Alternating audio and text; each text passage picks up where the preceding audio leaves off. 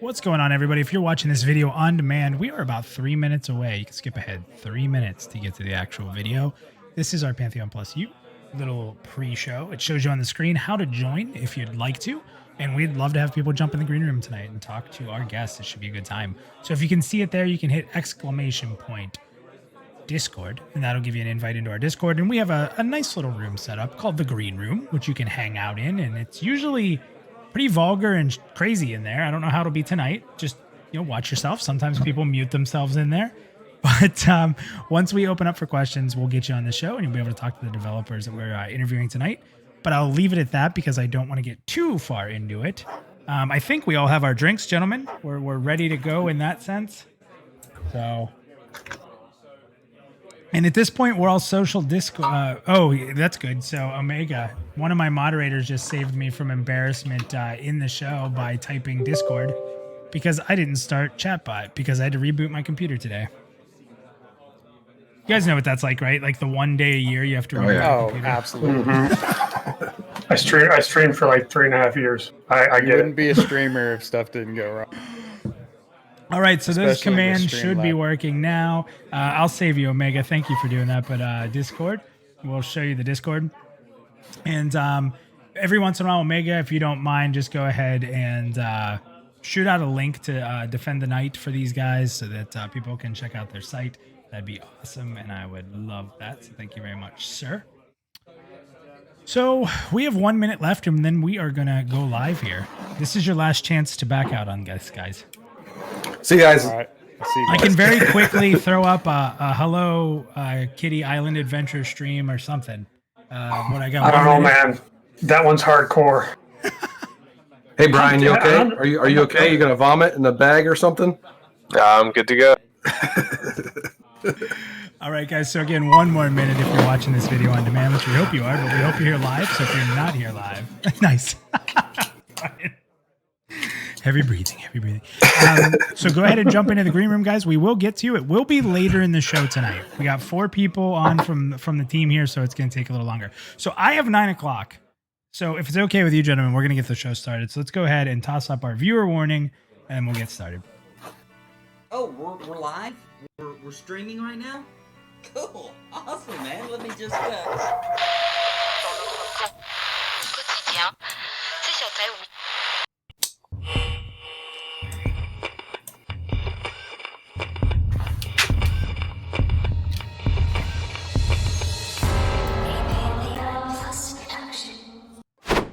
What's going on, everybody? This is Minus from Pantheon Plus, and that's exactly what I say every single time we've started a show for the last 1.5 years, and I will continue to say that because I am unoriginal. So welcome to the show tonight, everybody. I am with the team from Defend the Night, a new up-and-coming MMORPG by an indie company. Support your indies. And by the way, I'm going to rant about that a little bit. If you guys haven't seen some of my ranting about supporting indies, you guys will hear that tonight, which is exciting. So first, thank you to everybody who has jumped in early. Light up that chat. Show these guys some love. But we have a lot to talk about tonight. So if it's okay with you guys, I'm going to skip any shenanigans of, follow us and do this nonsense. You guys know you've seen the show before. So let's go ahead and jump right into it if we can. So we do have 4 people here. We have 3 on video, and you'll see not on video, Brian there. He didn't want to make us look bad. That's what I've heard from the team here, is that we needed to look good. So if you don't mind, all the team members, he's a chick magnet. If you don't mind, let's go ahead and do some quick introductions. If you guys want to tell everybody what you do on the team, your name, and then we'll get into some fun after that. So Pi, let's start with you. My name is Brad, as in Brad McQuaid. So I was always proud of that we share that together. But I go by Pi. Everyone knows me in the community as Pi. And gosh, I've been gaming for over 30 years, and a lot of cool games, single person games, all the way through EverQuest for about on and off 11 years, and some WoW. So I've got a ton of MMO experience, and I'm also know a lot of the people in Pantheon community. So nice to be here. So Pi, you brought up gaming for 30 years. What's the first gaming memory? It would have to be Zelda. Okay. Some of the Zelda when it first came out on what was a Super NES. That kind of got it. Actually, I'm gonna take that back, because my uncle also did the PC thing first, which I love the high definition of a PC, and so he was playing. If you guys remember King's Quest, oh yeah, yeah, big King's Quest fan. Yeah, so a lot of those kind of games, the Sierra that made way back when. So it was. Yeah, the point and click adventure games are probably some of my most fond memories as a kid. I won't lie. I remember yelling up to my grandmother playing Leisure Suit Larry. She didn't know why I was yelling, but at the very beginning of the game, you had to answer questions. And the more questions you got right about history, the more profane the game was. So I'm yelling through the house, Graham, who's president before so-and-so? She's yelling me answers, not knowing I get to see boobs if she gets them right. Okay, so nice. That's great. Well, everybody knows you, Lexer, but why don't you still introduce yourself? Tell us how you somehow found a way to get on this team and con these poor individuals to bringing you on board. Why don't you tell us about that? Well, like Mina said, I'm Lexer. A lot of you guys probably know me from the Voices of Terminus show. I've been playing games badly since 1984. Long time of being bad. In terms of conning them into letting me on the team, I don't know. I was asked, and I thought to myself, I'd be stupid not to say yes. And they've just tolerated me ever since. He brings a lot to the team, that's for sure. He does. He's a good guy. Lex, yes, I was telling them ahead of time, Lex, that of all people in the community that I've had arguments with, because, you know, we all like family. You love each other, but you still bicker. I don't know that me and you have ever bickered. I really don't. I think we have. I can't remember what it was. I remember you bickering with other people and I came in to help and we talked and it wasn't me direct. It was just me being like, you all right, bro? Like, you going to kill anybody? me bicker with somebody else? You realize this is Lex you're talking about, right? Right. Yeah, that is his MO. Yeah. That's his, I'm unapologetically vocal. You're unapologetically yourself. And that's what I love about you, man. Keep it up. Then we have Scribbles on camera. Scribbles, I think a lot of people know you. You've been a vocal part of Discord, but tell us a little bit about yourself and what you do on the team. Well, I'm Jesse, aka Scribbles. I'm heading up the operations here at Ninja Loot Games, which means project management. As an indie game company, we have to wear a lot of hats, many hats. So I end up doing a lot of things from technical art to community outreach or even the social media. But a lot of people know me from Discord, and I try to keep that as active as possible. Yeah, you've done a really good job actively being on Discord. I got to be honest. I've seen you across multiple Discords. You have a great presence. So, you know, I would say, honestly, even though I know Lexer very well, I think that I've discovered the game a lot through your presence. And just you're super positive about the experience, which is pretty cool. So I thank you for that. Yeah, there's no reason to get negative about anything. I love MMORPGs, man. That's what I'm here for. There is so much in the world to be negative about. If we're doing it about our entertainment, we have a problem, right? Yeah, Amen. that's right. All right, and not on video, Brian, introduce yourself if you don't mind and what you do with the team, and then we'll get started here. Sure. So I'm co-founder of Ninja Loot Games along with Scribbles. Also the lead developer on the project. So I'm spend basically all of my time programming and trying not to drive these guys crazy when I don't implement the things that they're telling me. I imagine that's troublesome because there's a million ideas that aren't always easy to implement or don't make sense from an implementation standpoint. Well, why don't you just have this? Yeah, it's tough as an indie, especially when you're just starting out. You know, I think we have a lot of great ideas, and man, just going through that list and trying to tackle, you know, figure out what you want to tackle first as a programmer is just excruciating sometimes. It's like, well, I really want to do this one, but if I think logically, like, this is about 2 months down my priority list, but I really want to do it, so I'm just going to do it anyways. Yeah, I hear you there. I have me and a guy making a web page, and Lex, how long have I been making this web page with him? Forever. And it's the same thing where, and that's a small form. You guys are making a freaking game, a living world that you have to be able to anticipate every crazy who plays it and what they're going to do. So I don't envy you there. That's tough. So awesome. Well, first, thank you guys for your time tonight. I think that we're going to have a lot of fun. For anyone who hasn't seen Pantheon PlusYou, you're able to jump in our Discord into the green room. You can you'll see it in the chat here from some of our moderators. ! Discord will show you how to join. And when you do, you can jump into a chat room called the green room, and it tells us that you want to come on the show and ask questions. Now, I'm going to be very open and honest with you guys. We have 4 developers here tonight. We have a lot of questions. We're probably going to talk quite a bit.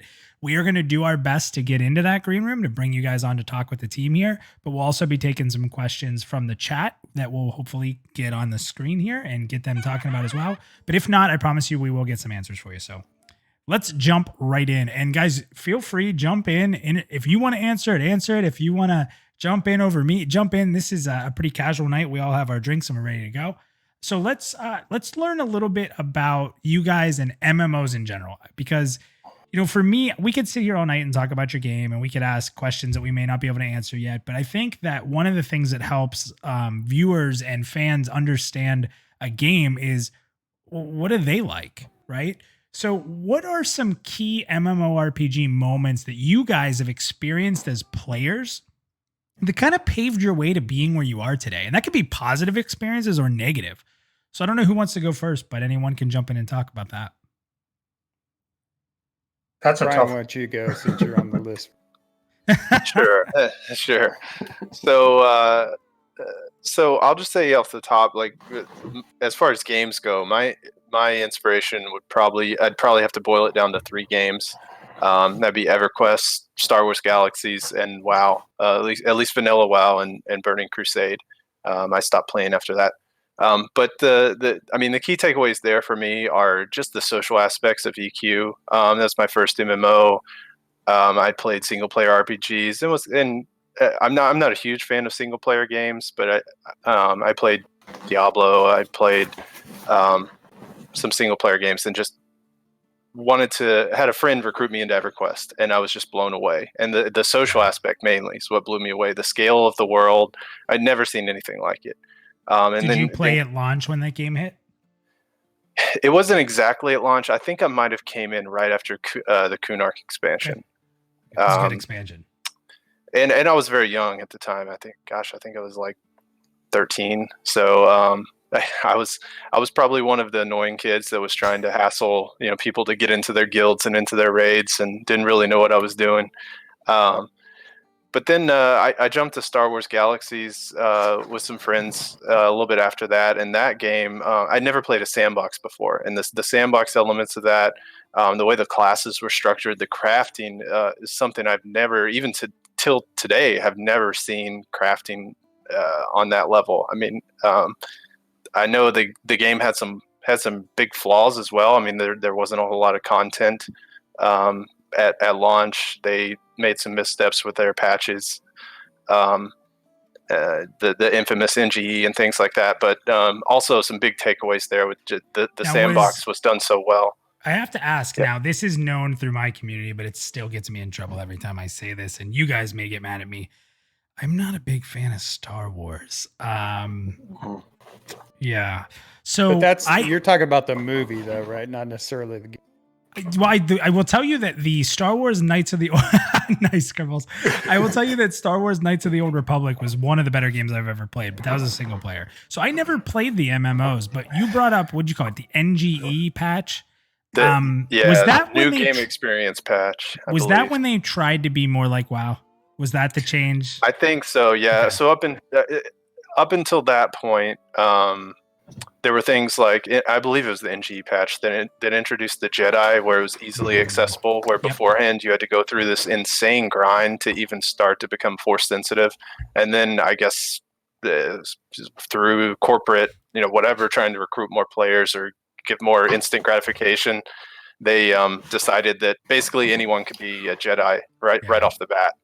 And there were a lot of other changes. I mean, it was a huge. And at that point, who's not going to be a Jedi? I mean, I'm not a huge Star Wars fan, but at that point, who's not going to be a Jedi? Right. Yeah. So. And that was the problem. Yeah. That's awesome. So, cool. So, I mean, do you have a moment in any of those games that really stood out to you that was like a memory or like something you love? You kind of brought up the crafting system that you haven't seen Star Wars again. So in Star Wars Galaxies, I never played. I mean, any game like this I'd ever played, of course, you played a combat character. I actually didn't play a combat character in Galaxies. I played a weaponsmith. So the whole startup of working your way up to master artisan into weaponsmith and basically just sitting in your house, crafting things, putting them on a droid vendor and having people, come into your house and buy things from you. And word would sort of get around that, hey, this guy that has a house over here by Dantooine or wherever, has this, it crafts these awesome components for weapons, and people would come from all over the place and be like, hey, so-and-so told me about your store, and I'm coming to see what you got for sale. Like, that was just crazy. I'd never seen anything like that in a game. And then just like meeting with other crafters and sharing supplies. Like, our guild, immediately brought in an architect, and he helped build me a house where I could sell my stuff, and just the dependence on your fellow players and on other crafters. And of course, I had to have combat players that would go out and help me gather supplies and kill crate dragons and things like that, so I could craft the best weapons with those components. So that was just a really impressive system that, like I said, I don't think it's really been matched even today. And it's been almost 20 years. It is pretty interesting. You're right. And I'm going to openly admit, I am a combat guy. If you're playing an MMORPG with me and you're like, where is Minus? He's in a dungeon or he's in a raid and he's killing something. And he's begging crafters to help him. So that's awesome that you were able to do that. That's really cool. Thank you. Who else? Pi, what about you? Like, what are some memories that for you? Well, so I was, again, when it comes to MMOs, I was blown away when it was 1999 when I started EverQuest. Yeah. And I just, I couldn't believe that there's actually people running around. I couldn't figure it out at first. I was like, really? These are real people? Yeah. But yeah, it was the craziest things. I was a, solo player for so long. But my big thing, obviously EverQuest influenced me the most. So we'll just focus on that. I did play other MMOs, but the thing that I always tell the team too is one thing that we've really got to try to recreate is there was something about EverQuest, and for people that haven't played it, they're not going to relate to this, but you missed it when you were somewhere else. Like, you were itching to get logged in, and there's not a whole lot of MMOs actually since EverQuest, in my opinion, that really tug at you to get in. So I was thinking about what is it that's doing that? What is it about EverQuest that does that? And to me, it's the world literally is alive. Yeah. Back then, you have rare mob spawns, you never know, you want to be around, and they had a ton of them. So you wanted to maybe, if you're a tracker or whatever, you could track those down, and you always felt like you wanted to get a special drop. Or, the GM events. Y'all remember when they did GM events? I'll still remember, you want to talk about a specific MMO experience. In West Commons, there was a Santa Claus, but it was a hill giant, but it was, they put the Christmas hat on him, and, so he was going around doing a mini quest in West Commons, and then everyone flocked from, everywhere in the world to be there, and it was incredible. So it was, you could even go sit anywhere, I don't care where, pick it, North Row, and you just sit there and listen to the sounds, and you listen to everything going on around you, and you look at all the movement. There's a ton of wandering mobs, and the guards move around. It just feels like it's alive. So you don't even have to be doing there. You could just be sitting there, and you feel like you're a part of something. So that's my challenge. Because I think a lot of people, you're 100% right in saying that, because it's been a long time since we've had that feeling of the war. Like, just what's going on my server, right? Like who's doing what? Where's this at? Yeah, it feels like, it just feels like a lot of games you play, you can log out at any time, and you're kind of done with it, even MMOs. So it's really trying to create worlds that'll really draw you in and that are alive, and then, have enough interesting things to get involved with, and drops and things like that to keep it exciting. So when you're somewhere else and you're working, you can't wait to get home, or you leave early like it used to be in the old, in the day to get with your the friends. amount of days I stayed home from school sick. I will tell you that when EverQuest came out, we were allowed to miss 20 days, but my aunt worked for a doctor. So you could miss 20 days, but then you could miss as many as you want with a doctor's excuse. Thanks, Allison. If you're ever watching this, you let me play video games. I probably missed half the year. That's awesome, Pi. No, it's it's funny how much we all share that, and it's funny that all these games have come out, and that's still the one, right? Like, yes, it was the first, and that's always the first one is always special and everything. But yeah, that's interesting. I'm gonna get quick points here from Lexer and Scribbles. Just give us some of the games that influenced you most. Obviously, we're probably gonna hear EverQuest, but Lexer, what about you? Well, yeah, give me a second EverQuest. one too. Just because EverQuest saved my life. That's it. Just that. Recently. Anarchy Online. Okay. Warhammer Online. Are those the games that made you so mean, Lexer? Those PvP, Anarchy Online. No, I'm kidding. I was a very mean person before I ever played. I'm a nice guy comparatively. I mean, seriously. Yeah, I'd have to back up that Warhammer Online, because that was a great game for situational PvP. It was really. Oh yeah. Well, a lot of people have been trying to get me to play that recently. It just made a resurgence, didn't it? Yes. It's been around for a while. I've been on there for quite a bit. Yeah.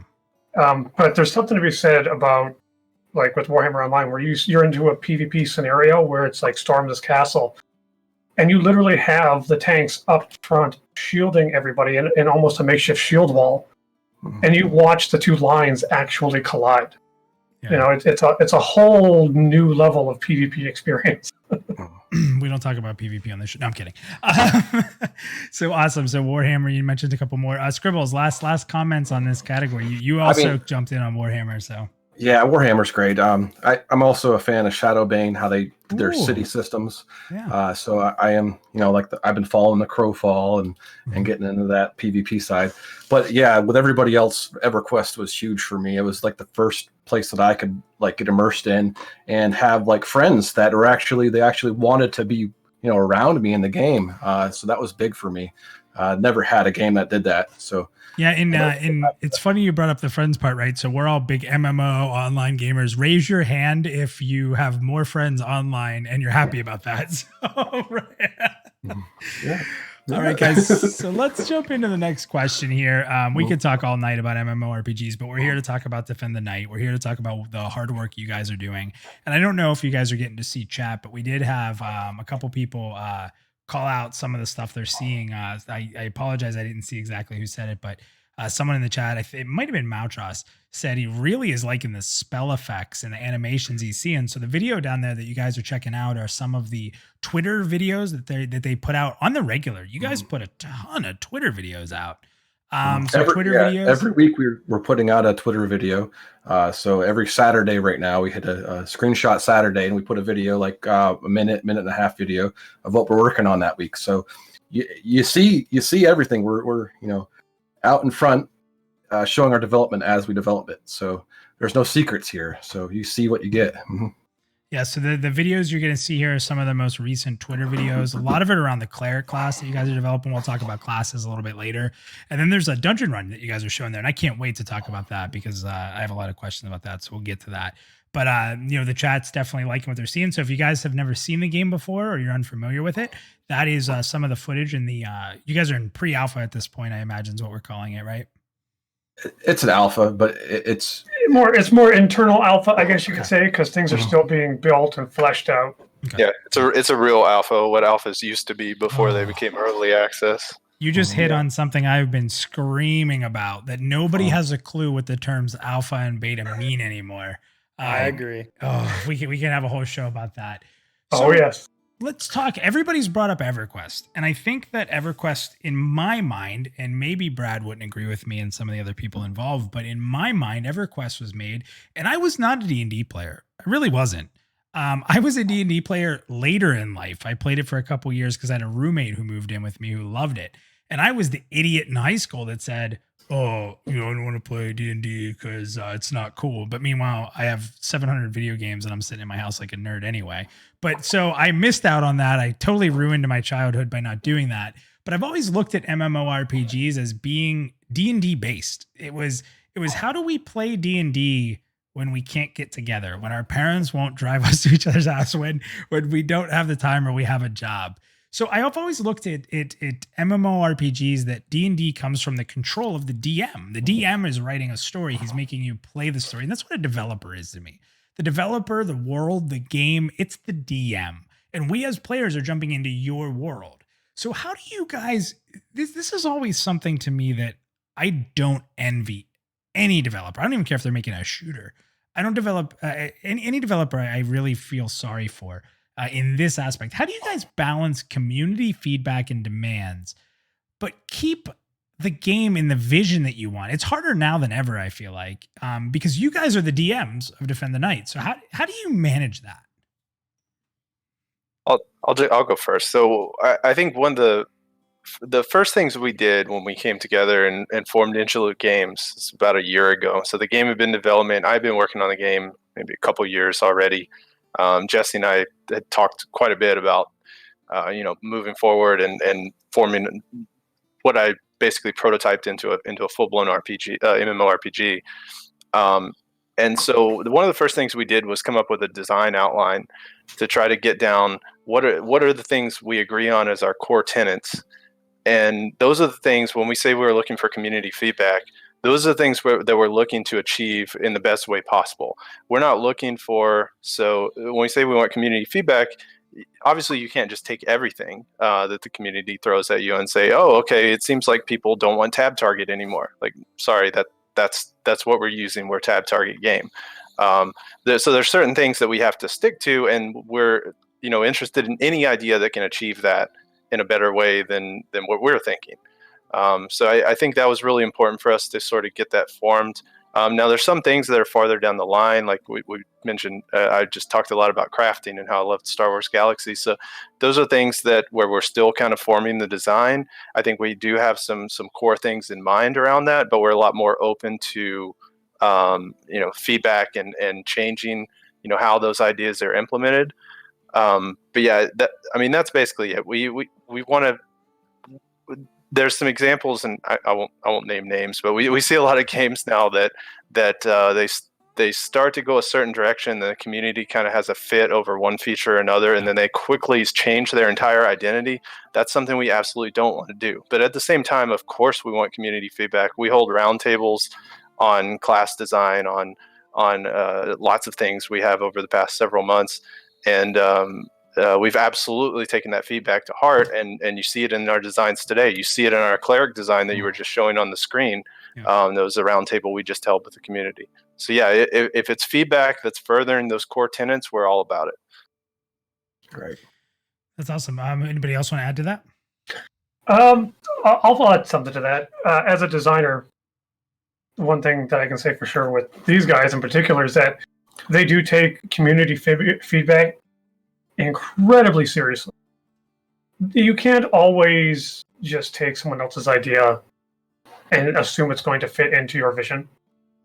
But isn't that all that Blizzard does? They just steal everyone else's that is ideas. sadly, yes. You guys don't have to say it. I'm allowed to. Yeah, but and I like WoW. That's not to say that someone else's input doesn't have value.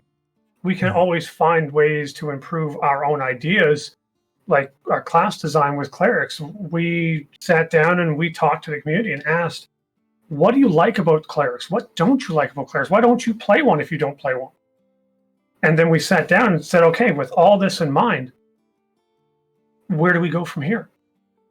We still had our idea in mind of what we wanted, but it could still shift this way or that way to take into account what the community kind of wanted to see. So question for you then, you brought up something really interesting there, and anybody can answer this. It doesn't have to just be you, Lex. When you guys were developing any of your classes and you're asking for this feedback, so if community out there, anybody watching this video, if you want to be a part in a small way of being involved in this game's development, your feedback for these classes and your ideas, share them. Get on their Discord. You guys have seen it linked in there a few times from our moderators. Get on their Discord. They do a lot. Scribbles is super active on there. Questions for the community. They have channels for each class. Can you guys name maybe, and if you don't remember the person who said it, that's fine, but name something that was suggested by your community that you're like, wow, that's a really good idea that you guys have been able to implement? Well, yeah, for the Shadow Knight class, we had a shadow pet that was developed, and that was directly developed by, I can't remember who it was. I'm sorry if I don't remember, but that was definitely a shadow pet. Was something that we weren't sure where we were going with it, but it rung true for us to have that shadow pet follow the Shadow Knight. Unlike EverQuest, where they had a skeleton, in some other games they had some other style pets, but that was directly resolved from or thought up by a community member. Yeah, that's a perfect example, because in the video that's playing there with the group footage, this is from my perspective, and I'm playing it, the Shadow Knight. Go figure, Lex. Oh, imagine that. But it was very. I'm a career tank. I've been tanking in MMOs for 20 years, and it took me a couple hours to figure out exactly how to play him. And when I did, suddenly my aggro was under control. I knew what to do when I lost threat. I could actually utilize my pet to do things like stuns or extra attacks, and it was so much fun because it was tanking. I felt active and it was aggressive, and the fact that a community member suggested this, that he's a pet class tank, but it's not a throwaway pet, and it just snowballed from there. And now I love this Shadow Knight. Yeah, and I don't think Pi is too much of a fan of him though. No, it's yeah. If I don't like something, the team knows about it. But no, it's internal reason. He's just teasing, but it's one thing I'm gonna say about, and I think everyone can be honest with this. We have a really good grasp of where we want to take the game, and obviously, it's going to be dark fantasy. It's going to be scary. Darkness will mean something. But we cannot possibly satisfy every single thing for every single person, and we know and that. That's okay, and right? I don't think that's a problem. But we're building enough great things in it where I think overall it's going to be a very attractive package when we're done. So I say all the time, and sometimes different communities don't take this so well, but if we think of the greatest games we've ever played, there's very little community input. And I'm not saying community input's not important. It is. Look at what it's done already for you guys. And I think community input's evolved in a much different way. But back in the day, some of the games that have lasted forever were really the vision of the developer. And I think that's still really important to not. I think there's a lot of developers out there, and you guys are in a great place. And this is why I talk about supporting indie developers. There's a lot of developers out there that have this great idea. They pitch it to a huge company and they're like, yeah, it's great. And you start building it. And then they start saying, change this, change this, change this. And that's where that vision of what the game was supposed to be it's not there anymore. And then you have a developer who deep in his core says, this isn't the game I wanted to make. And you can tell that. When you play a game where a developer knows this isn't the game they wanted, you can feel it in the gameplay, right? So I commend you guys incredibly for being an indie team that wants to develop and drive this game. And it's got to be hard. Oh, that's one of the best things about being an indie is we can make the game we want. We don't need 1 million players to be sustainable. We need far less than that. I mean, and we can develop this niche game that I think there are enough people out there that share our excitement and share our vision, and it'll be enough to sustain us. We don't have to be WoW. We don't have to be Black Desert. We can just be us. And how many years were lost? And again, I'm a WoW fan, so don't take this the wrong way, but how many years were lost in games trying to be the next WoW and trying to be the WoW killer? I mean, geez, when I played WoW, as soon as I saw a game came out that announced they were going to be a WoW killer, it was in their marketing. I'm like, well, this game's dead on arrival. And we just saw it time and time again. So that's so true. So true. Yeah. I mean, why set the bar for yourself that high and guarantee that you're going to fail? The good thing is there's so many gamers out there. You don't need to appease everybody. Right? No. So. If you do what you love, other people will come and they will share in it. Yeah. So you guys have jumped into what I wanted to talk about next, which is classes. Now, if you said, Minus, what do you like to talk about when you make content videos, when you talk about any game you talk about? It's classes. Elves. It's not elves. Kill them all. Do you guys have elves in this game? Yes. Damn it. Yes. Did you get a kill? Listen, we just talked about community. I'm going to be in there every day now. Hey guys, what do you think about replacing elves with anything? Okay, so I will say this though. Yeah. You're not going to convince me, Lex. No, I don't think you're going to be so against these ones. You probably won't love them because they're elves. Yeah, but if you guys don't know, there's an ongoing joke right now about me and elves. There's a whole guild being started of elves because of my hate. You? Oh. Our lore master, I can never pronounce her name right, so I'm not going to even try. Nolian, she has some, she has really, really neat ideas. Yeah. Me and her, we kind of spitball back and forth on some ideas, and I'm actually not I'm not hating them at all. All right. Listen, I'll go in with an open mind. Let's put it that way. So you guys brought up a lot of the classes, and you brought up how the community has influenced your classes. To me, classes are everything.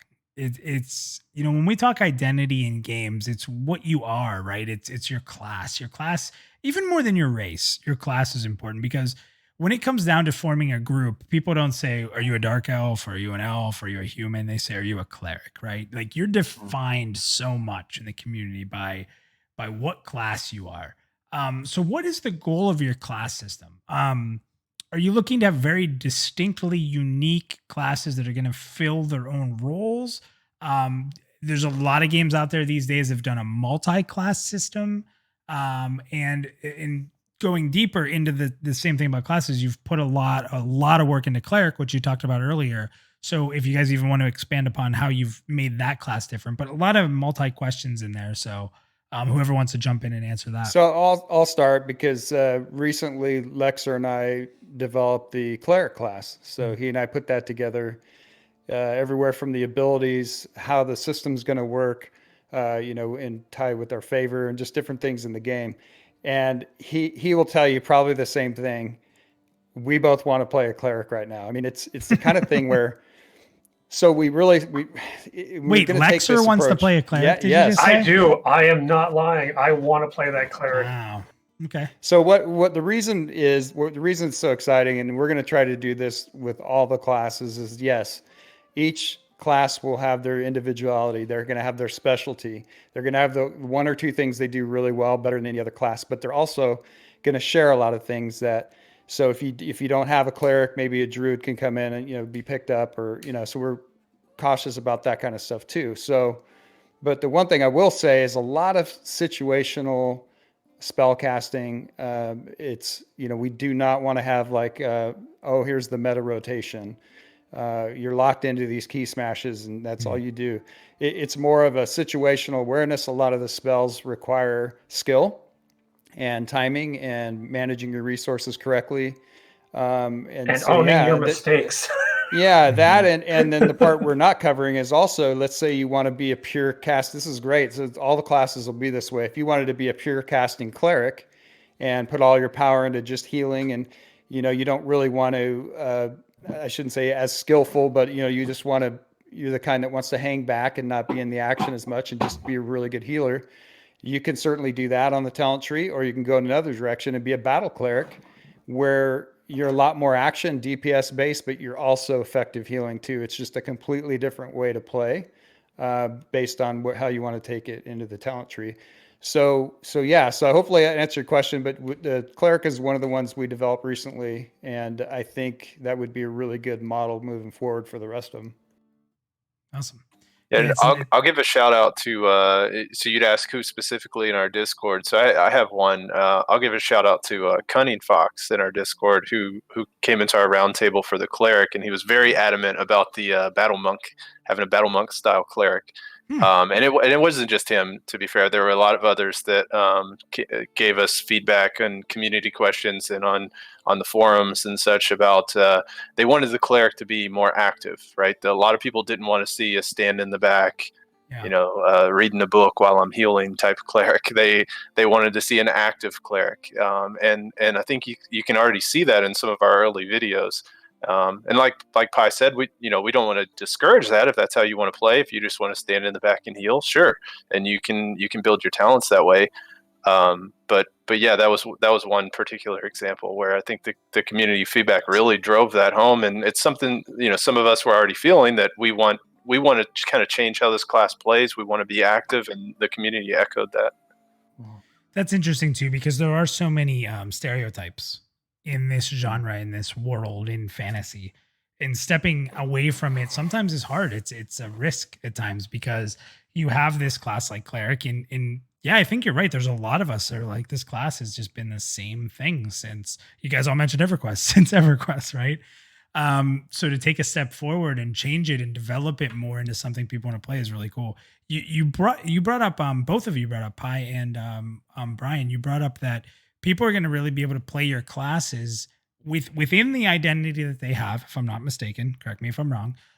Within the identity that you've built for each class, there are going to be multiple ways for people to play and specialize in the roles. Is that pretty correct? That is correct. Yeah, that's right. And I would say so. We've been bashing WoW a little bit, but I'll throw out some credit that at least for myself, I love the WoW talent trees, the three The original specs, ones? Yep. the original talent trees, yeah, and in Vanilla and Burning Crusade. So I'm a big fan of that. I think if balanced correctly, you can have that system where each class has their own identity, but they can still be built in 2 or 3 different ways. That of course, in WoW you had meme specs that have that reputation, but for the most part, I think they did an excellent job, and with all the variations they had of making. You could sort of play whatever you wanted to play. I mean, even if you played a priest that was more, if you played a shadow priest, you could still heal when you needed to, and you still had that identity. So I think that's a good model, and something you'll hopefully start to see when our talents get fleshed out.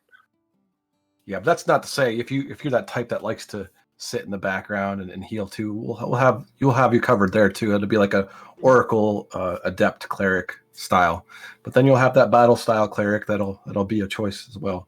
So those people that have the low, like for me, my wife, she sits in the background and heals a little bit.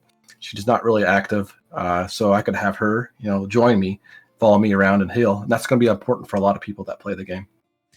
I got yelled at so much, and I've played a lot of different MMOs, but I played WoW for a long time. I can't tell you how much I got yelled at. If I played a DPS, I was doing everything in my power to be top 5%. Did I make it all the time? No, but I was really trying, right? But when I played a healer, if I was in a group, people would be like, why aren't you adding any damage? Be like, I'm not here to make up for you. I'm a healer. I love standing in the back. And if a class like a druid, for example, that used HOTS or let's get fancy about healing, stop your fancy nonsense. I just want to have big heals and I want to hit you with them. And I'm going to stand here and you kill it. Yeah, but one of the things that we don't want to do is make that style of healer better than one style. So if you're looking for a healer, you want, both of them to be as effective as the other. Because you don't want people saying, "Oh, I'm not taking a battle cleric. I just want the Oracle cleric." So that is tough to manage too. Because I mean, and you brought up sort of a point there. Is it okay though for in certain situations for a certain class to be better than another? Or are you okay? Like both can do maybe it. A certain boss fight or something like that. But the one thing we're really trying to protect against, and one thing I can't stand, is gear scores or. Damage meters, and it becomes all the focus. The only thing we want to know is whether you succeeded or not. And then you have to work as a team and amongst your friends and decide, okay, what happened? And what other players are going to probably be more open to coaching at that point too. They're not just staring at these artificial numbers. So it's really important to me. It's hard to do, but because there's a lot of things that'll measure that kind of stuff, but it's definitely not going to be that blatantly thrown out there for sure. Awesome. So you brought up gear, and that's actually the next thing I kind of wanted to talk about a little bit here. Now, I've been pitching this idea for a while. Nobody wants to do it, but so once we're a class, we want gear, right? I think that's pick our class, we level. Now we need the fat loot. So in most MMORPG systems, we see sort of a replace style of gearing. You get something, you use it for a few levels. That's it. And it's not bad because I've enjoyed those games. But if you give any thought to an evolving gear system, and 2 games for me that I played religiously, and one I'm going to say people are going to go and cringe a little bit at, and the other one I think has a little bit of respect. But one is Monster Hunter, which I think anyone who's played it understands how difficult that game is. It's based more on collecting things to upgrade your gear. And if you want to take it down these paths, you upgrade your path of gear down this way when you're crafting. And if you want to go a different path, well, then you start over, you go get that base material and you start building it again in a different way by going after different enemies. The other one that did it in an MMORPG sense, even though it's not maybe the most renowned game, is Blade and Soul. You kind of got your equipment and you'd get at different tiers, you would get different equipment, but you'd level it up and you'd kind of be involved with it and develop a relationship with your gear. So where are you guys at on the gearing strategy? Do you want gear that lasts longer? Are you okay with the new content? Let's replace the gear, get something fresh. Where do you stand on that? The one thing I'm going to say before the team chimes in is that we asked her earlier what makes EverQuest special, right? Yeah. Think back about all the items and the rare spawns that game has. Yep. And ask yourself if that's not one of the attractive features, because it has something for everybody. Just you have to go find out where it is. So I don't think the team's fully set on everything in that regard, but they know where I stand. I like a lot of different variety of gear scattered all throughout the world, and I like everything to be earned in the world. So,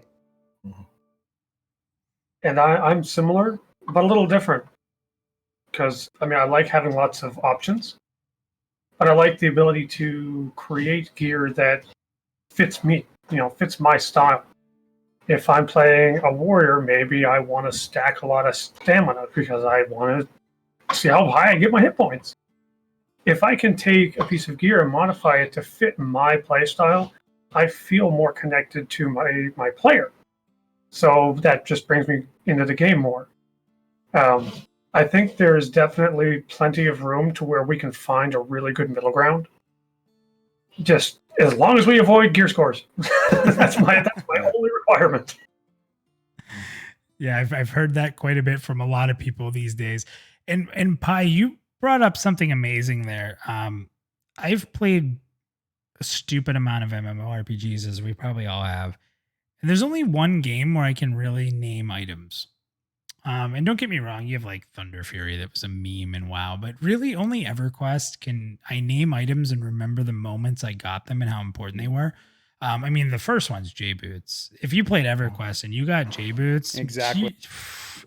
And I was the annoying person who stood in East Commons tunnel and just clicked my boots so people knew I had them, right? Because you had the message that came up, right? Yeah. But I mean, there's items that literally changed my experience. I played a wizard in EQ, and the first time I saw a monk with not that great of an item, the fighting batons. You remember those? They didn't have a special effect, right? They were just fast as hell. And if you saw a monk dual wielding fighting batons in your screen, the chat was just hits, you're like, wow, I want to do that. I'm going to go start a monk. Exactly. And that's what made me start it. And then, you had items like the FBSS, you had and I'm saying a lot of monk here, but cause that's what led me, but you had, the Woo's trance sticks with the smite. You had the Ixar ceremonial breastplate. You had the fungi tunic. I mean, I started a Shadow Knight, which I didn't play much because I happened to get a Mace of Shadowed Souls that dropped, right? So I can't name another game. As much as I played WoW for 14 years, I can't name even as many items in WoW as I can name just thinking off the top of my head. Yeah, right? It's all about meaningful experiences, and if you can capture that in your game, you've succeeded. We would love to advance gear beyond a couple levels and Defend the Night. We are planning on an augment system that could prolong those pieces of items, and we would like to intertwine the crafting system. So maybe if you have an item, you can deduce it, reduct it into maybe a bar, an ingredient, or a component to be made into something else. So we kind of refine that piece of armor into something usable. Yeah, take on some of the attributes from the armor in that piece that you're using. That's pretty cool. Yeah, and then he brought up a good point too, is that let's just say a lot of the gear will be found out in the world, but we also have concepts on other gear pieces that will evolve. So again, none of it's set in stone, but a lot of it's looking Pi has got a really good one. That's all I'm going to say. As a designer, Pi has been working on an idea that is just like... Yeah, and I don't know why no one's ever done it. It's crazy. So I don't know when we can release that, but in the future, something exciting. And I'll just steer you this way. In regards to epic stuff, okay? We'll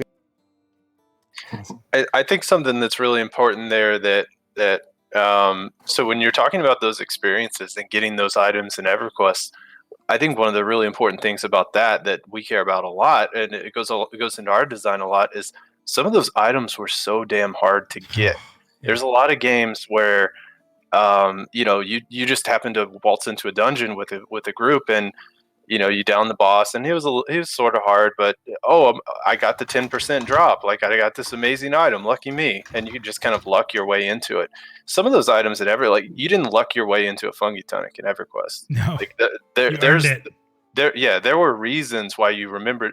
I think challenge was a big reason why you remembered those experiences. And of course, not something we've got to yet, but when I talk about core tenets for us, challenge, Pi talked about rare spawns, but I mean, that's a big thing for us. We don't want to beat players down to the point where the challenge is so insane that they stop playing, but we want to bring that back where, you really feel like you've accomplished something when you get those items and you want to hang on to them.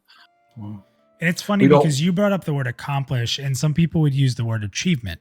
And I've recently done that. I said, it's the achievement. And unfortunately, people have taken the word achievement and made it a pop up on the screen that says you've done this, right? And that's not what achievement means to me. Achievement means the struggle, overcoming the struggle. And again, we joked about being tough on WoW, but again, I really liked WoW. I think some of the raids have where it was just really hard, and getting my guild through those moments. Like, literally, I would take my headphones and throw them and just stand up screaming, "Yes, we finally killed it!" Right? That sense of, you brought up a great word, accomplishment. That's phenomenal. I think that's what makes an MMORPG great. It's about memories. It's Gears replaced. You go on into different expansions, you see different parts of the world, but what is never replaced is a memory. And there's no genre, in my opinion, that creates memories like an MMORPG. And keep in mind too, I don't want to get off tangent, but everyone can probably admit we don't have as much time as we used to. It's just the way the world's working now. So we're really keeping a lot of things in mind. When you look at EverQuest back in the day, it took you, some of the drops we could all agree were ridiculous. So we're not going to it's not going to be every 5 minutes, this name's going to be in this corner. No, you're going to have to work at names, but like within a named area, they could spawn in a whole bunch of different areas, not just necessarily one corner, and so on and so forth. So there's more chances of that mob spawning and things like that. So we're very considerate of people's time. And we want, like Pantheon had the same kind of idea. If you spend 2 hours, we want you to have some kind of accomplishment where you could log off and feel good about your night. That's awesome.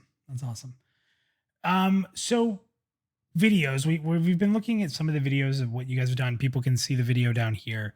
I have 2 questions on the videos. One, we're seeing a very active character.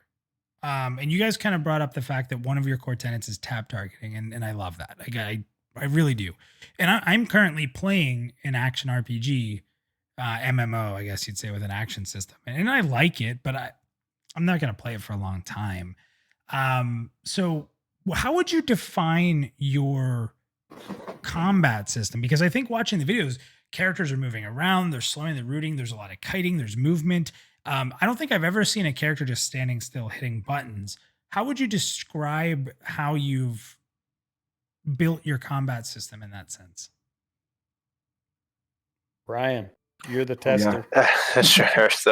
So yeah, we do want it to be very action oriented. We don't want to be just standing around. I love EQ. I could still jump on Project 99 today and have a blast, but there are the downsides to it where you have those stories of people like I mentioned earlier, reading a book while they're healing a raid. I mean, combat was not one of the strong points. No.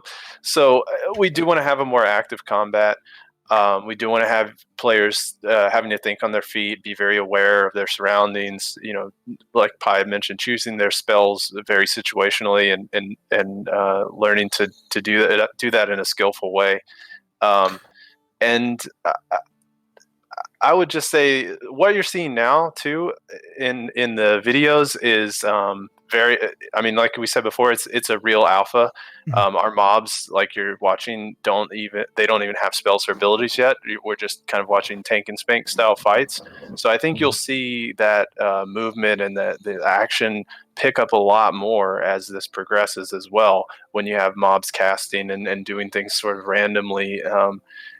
So yeah, I do think it's going to be a very active game, even more so than what you're seeing. Do you think you guys you're not will have seeing any mob density either? Okay. So, and classes like the Enchanter haven't been developed yet. So once you see that mob density come in and the AI pick up, it's going to be a whole, you talk about the action will really, really pick up, we think. So Awesome. Now, do you think that you're going to have like indicators? Will you do visual indicators like ground effect indicators, or are you gonna have to know a mob a little bit? Yes. We have indicators now. Okay. Spell placement is going to be important. Placement of your character is going to be really strategic. So you're going to have to place that character right to get the most damage, or even to affect your mob. So I think aggro control too. Oh, thank you for that. When tanking, and Lex, I know I can see you smiling. When tanking became just hit a button and you have control, it was really sapped a lot of fun out of tanking, in my opinion. Most games, at least recently, in terms of like the last 10 years, tanking has become 2 to 3 buttons. Yeah. And it's just become a matter of, do you know how to pull? Can you split these? Okay. Split it and just hit stuff. Oh, you pulled more than one. Just hit the AE button and let everyone go crazy. You know what they wanted to do, in my opinion, was they wanted to take the pressure off of the DPSers and healers from doing their class wrong. So what it did is, I don't ever think it was necessarily directed at the tank to make it easier, but it was made so that the tank could make up for people just not playing their classes right. You know, you guys have all played MMOs when tanks running in and you see the fireball go past them and hit the mob, right? And as a tank, I'm throwing stuff like, who did that? Who was that? Kick him out, right? So, yeah, in my opinion, it was like they tried to make things easier by almost eliminating the CC aspect of things, because it was a very difficult job. Even in WoW, you noticed we did have CC. We had sheeps, we had the hex from shamans, we had traps from hunters, and eventually they just kind of all went away because it was a very difficult job to do. And let's face it, most veteran players are not that kind of people that make mistakes. Yeah. So in an attempt to make things more inclusive, they kind of went away from that. But then all of a sudden you have a problem with, well, what if there's more than one? The tank needs a way to keep it. Well, if the tank keeps it, they got to die faster. And it just kind of snowballed into this giant AE storm, you know? And I'm not saying that there's not a place where AEing can't be fun, but the majority there can be of enemies that are made to be AE, right? Like low-level spiders that come by the hundreds, and you just AoE them down, right? But there's something really satisfying about being with a group of friends or even strangers, and finding a very difficult pull, having one or two on ice, and still having one that hits like a truck, and you still manage to get through it. It might take you 5, 8, 10 minutes to get through that one pull. But the fact that you did it is just so intensely satisfying. It's an accomplishment. Every job. Yep. Yeah, exactly. Because it's not something that just everybody can do. Yeah, that's unless you're willing to learn. Yeah, go ahead, Brad. That's a really important point about. I think that's something. That's an unfortunate trend in MMOs where you see games going in this direction where. It seems like the idea behind combat a lot of times is so a group can form as easily as possible. People don't have to communicate with each other. You know, you have the LFG and LFR systems and things like that. And if you make it to where, you know, everyone doesn't really have those same cutout roles and you don't really have to communicate CCs and heals, everyone can just drop AEs and you can burn your way through a dungeon. And sure, it makes that system work. So you can jump in a group with random people and get things done. But, it's not nearly as rewarding as actually having to communicate and form a strategy around the pull, and that's what we're going for. I saw people in the chat asking about Trinity or Quaternity systems. Yes, we will have the 4 tank, healer, DPS, and CC. I love that you said 4. Yeah, I do. I I think 4. I think we'll also bend the rules of that a little bit. So I was talking about our AI and how that's going to improve over time. And I think you'll see some different things where it's not going to be like Lexer had mentioned with the tank. It had become very simple, 1 or 2 buttons, and you can maintain aggro. Well, I think there's going to be situations where even if the tank does everything perfectly, let's say, for example, you may still lose aggro, and you may still need your group to play around that and to help you out. And I think we can sort of bend the rules and make it a little more exciting. Situational. gameplay. You're not going to see, minus you're not going to see people running through anywhere either, because eventually they run far enough, they're going to die, and mobs aren't packed together and tethering and things like that. So they'll have individual personalities, and you'll have the ability to lull and split and pull if you wanted to, bring in packs all at once, whatever. So you know what I'm talking about in games where they're tethered together, no matter what, you're bringing 4 or 5 mobs or you're bringing 3 mobs. It's not like that at all. That's awesome. It's just it goes back to what we were talking about being the DM. A DM creates dangerous situations, right? Anybody who's played D&D, you've been in a situation. I'll tell you a joking one that I actually was in, and I was a rookie. A vampire attacked us. I don't know anything about D&D. I just got a new sword. Everyone else that I'm playing with knows, and they all run. And they're like, "What are you gonna do?" I'm like, "I'm gonna attack them." And everyone in my group goes, "No, I'm gonna poke it with a stick." Right? So I got this new sword. I'm outside. It has an extra effect outside. And guess what? This is real story. I dual wield. I'm a ranger. I double crit. I'm not even kidding you. I rolled 2 20s. And I'm like, oh, and everyone's like, "You should have ran." And I'm like, "Now what?" We're like, "Roll for critical damage." And I roll 120 and like a high roll. I'm like, "Yeah." It's like, "You hit it for X damage." I'm like, "Oh yeah, now what?" Like, it rips your arm off. I'm like, run. Let's run. So, but that danger needs to be there. And that's what that story is about. I know it's silly, but it's danger of the world. You said you're not going to just run through the world. The world isn't.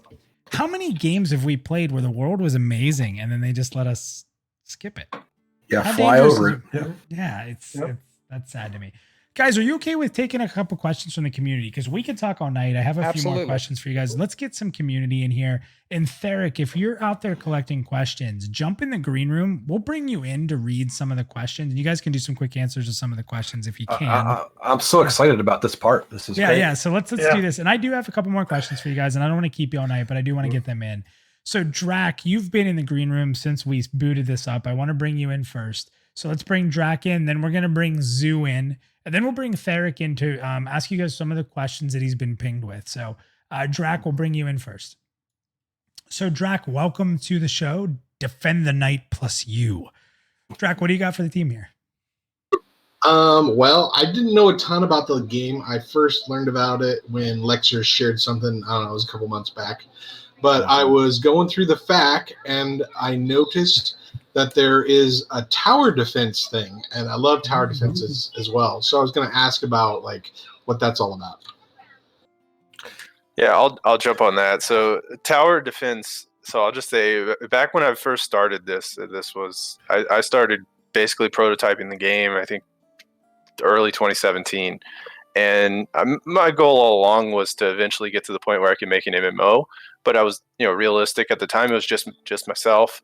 And I knew I wanted to make a multiplayer game, but I didn't know if I could get, by myself. If I went the whole way without forming a team, I didn't know if I could quite get to the point of building a full MMO. So I decided I love tower defense. Let me see if I can make a persistent, a sort of a tower defense sort of lobby game with progression, where you can actually progress your gear and your character's attributes and things like that. But you essentially just play, jump into queued lobby games. They're tower defense. So I think we will preserve some of that, and there's even some videos out there of the very, very early forms of what that might look like. I think you will see some events like that, whether it be city siege type events, or whether it be an actual queued event where you jump in, sort of like a battleground of sorts, and you're actually fighting this tower defense battle where instead of just controlling your character, sort of MOBA style, you are also placing towers or placing units around the map that will help you defend, whether it's a horde mode type thing where you're just defending, or whether it's a PvP type tower defense, like if you've ever played a Warcraft 3, like custom games, like a Winter Mall Wars or some things like that. So I personally love those as well, and I think that's something you'll see at launch. Scribbles, I saw you ready to go with some comments on that. It looked like. Well, so. I was just gonna go back to how this Ninja Loot game started. It was basically Brian putting these feeds out on devlogs on the internet, which was Twitter feeds like we do now. But it was like once every 2 months or something. It was a very long time, and I just kept on seeing this, and it looked just like West Corona, NeverQuest. I was like, well, so I started talking to Brian, and I was like, let's make an MMORPG. Let's do this. We can, I've got a lot of experience. Let's just get together. Let's see what we can do. So I was kind of like this big cheerleader for him, and we just build off each other, and then Ninja Loot Games happened. So it kind of is close to my heart when I hear people talk about the tower defense side of the game. That's awesome, and it's cool to see a game come from an idea. It's the power of an idea, right? Like what one idea can do. It attracted you, and just the chain of events that come through it. I don't know if you guys have seen this, but Pi used this opportunity to gain a lot of support from the community because there's people. Pi is the best. Sorry, Scribbles, I'm Team Pi now because all he had to do was say, guys, I liked Bard, wink, wink.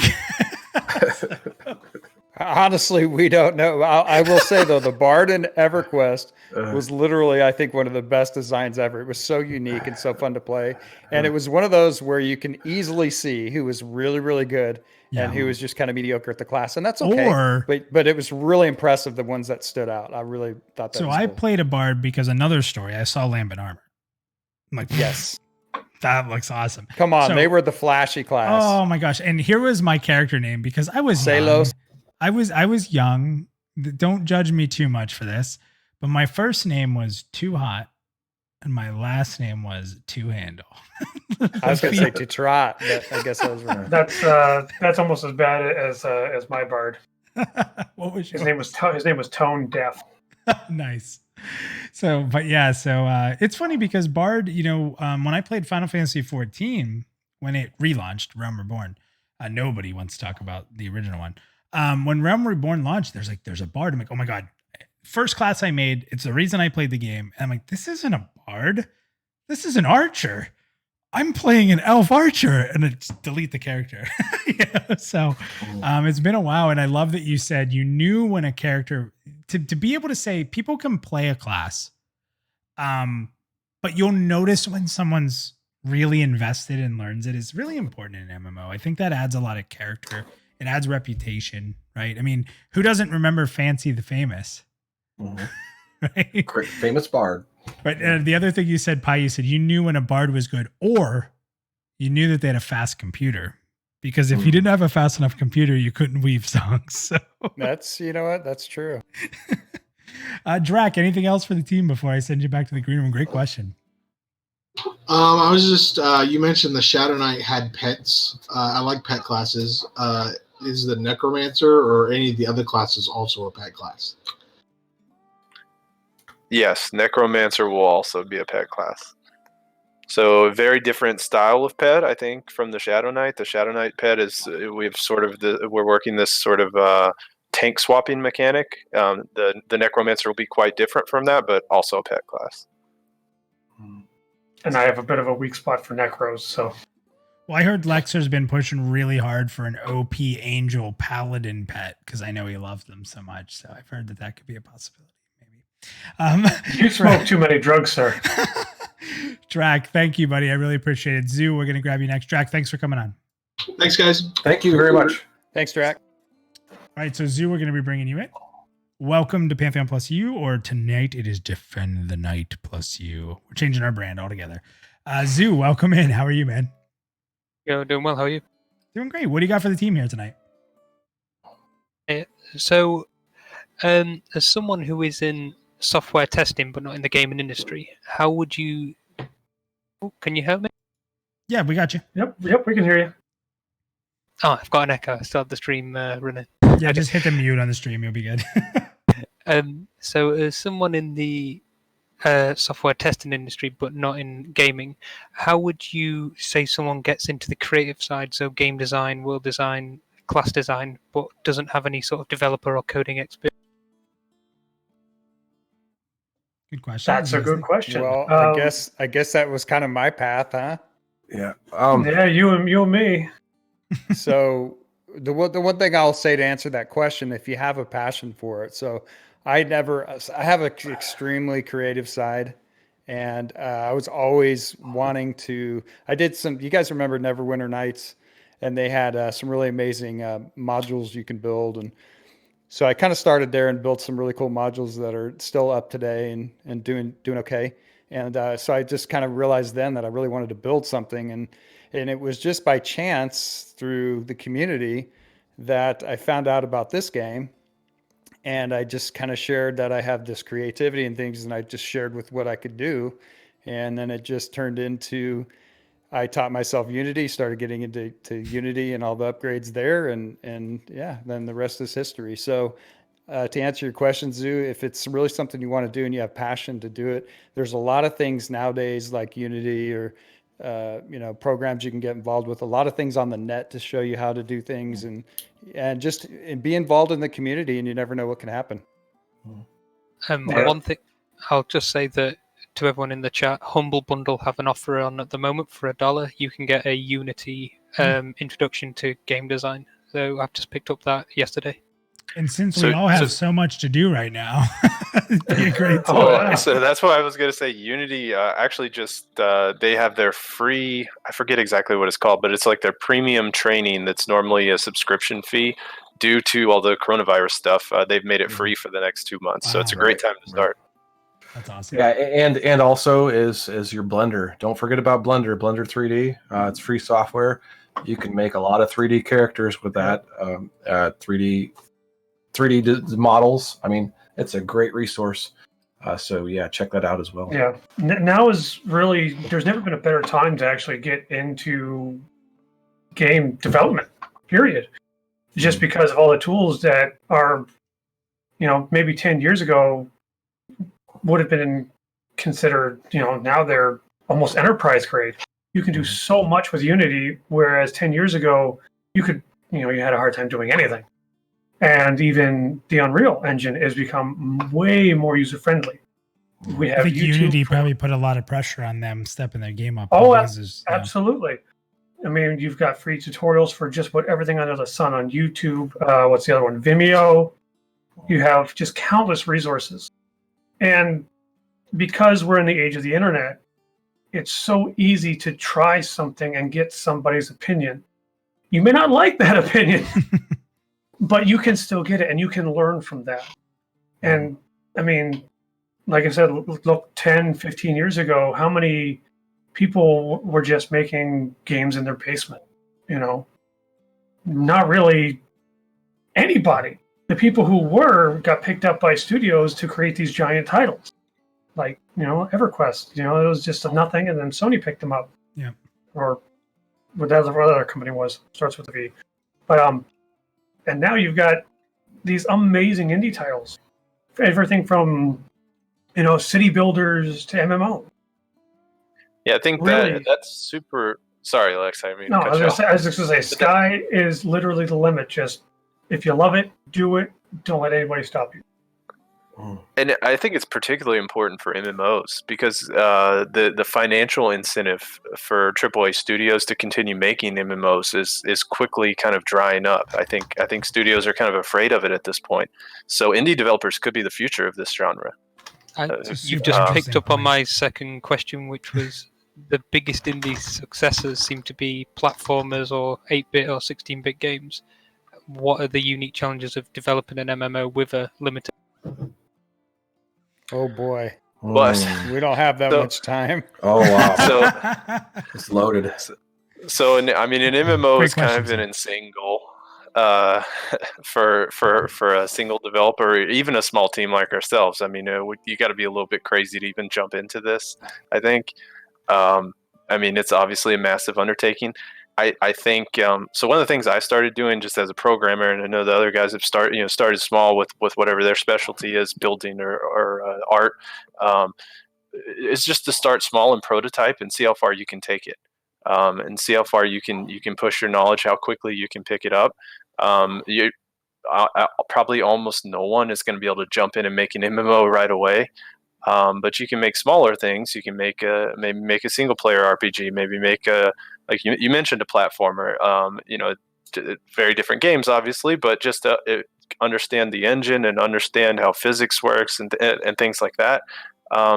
You got to start small, and maybe eventually, you know, if you can put a team together, you can go for the full MMO. But it's expect it to take years and years and years and a lot of sleepless nights. And but it can be done. There's other games out there that are doing it as well. It's not just us. Thank you, Zoo. And appreciate it, man. no problem. Cheers. Take my questions. Take it easy, man. Thank you, Vera. Thanks. All right, so we're gonna bring Theric in. He's part of Pantheon Plus. He collects some questions, so we'll go through some quick questions, and he'll give some shout outs to some of the people in chat who have had questions. Then we'll wrap up with a couple more questions that I have for you guys, as long as we have the time to do so. So Theric is coming down now. You can unmute. Theric, welcome to the show. Hey. Kind of funny saying that to you as part of our team here. But so what's the community been talking about in chat there? What are some of the questions you've gathered that are pretty good for these guys? Yeah, we have lots of questions. The first one, Orsic Battle Fate wanted to know about dungeon crawls, and are they instanced or are they open world? And the second part of the question is do you stop and camp along the way at locations, or is it more being designed as a continuous experience where you're trying to get to the end and to beat the boss sort of thing? Pie is foaming at the mouth. I see him up there. His hand was up. It's like, oh, baby. This is going to be good. Oh God, my dungeons. All right, so some of you are gonna love me, and some of you are gonna absolutely hate me, and that's okay. So to answer your question about dungeon crawls, the one thing I can't stand in modern MMOs is it takes you sometimes 12 minutes, 20 minutes, 30 minutes tops. You go from A to B to C, you run through it, you rush through it, you kill the names, and you're done. And I guarantee you, all of you can't think back about some of the cool memories while you're in there, like, you know, taking time to enjoy all the beauty and things around you and the dangers around you. It's not like that. So the one thing I will say is it will take you weeks to master the dungeons. Like you're looking at, in case all of you are wondering, you're looking at Seditious Sanctum, parts of Seditious Sanctum on the video runs here. And again, keep in mind, some of it's, you know, very unfinished and, you know, it doesn't have a lot of the ground cover it's going to have, but, it's huge. It's massive. Lexer can attest. And some of the other dungeons I've worked on already are even bigger. And Brian's mad at me at that. But I make it's very big and the scale is big too.